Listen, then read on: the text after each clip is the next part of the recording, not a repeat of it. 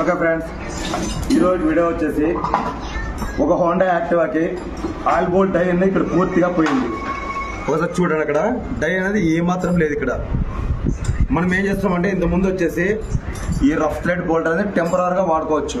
దీన్ని పూర్తిగా రిమూవ్ చేసి ఈ ఆయిల్ బోల్ట్ థ్రెడ్ అనేది మనం ఎగ్జాక్ట్గా మన దగ్గర టాప్లు ఉన్నాయి, బోల్టాలు ఉన్నాయి కాబట్టి మనం ఇక్కడ వేయడం జరుగుతుంది ఫ్రెండ్స్.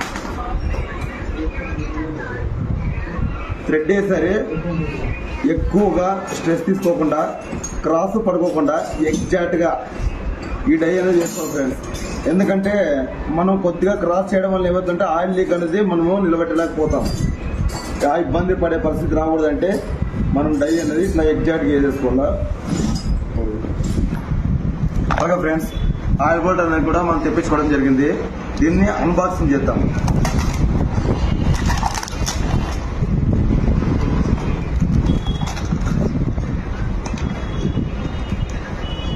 ఫ్రెండ్స్,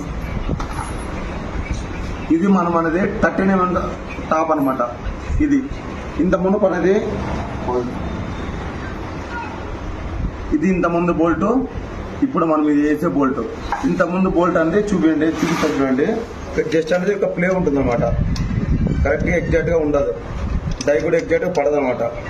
నెక్స్ట్ అనేది మనం వేసిన టాప్ అనేది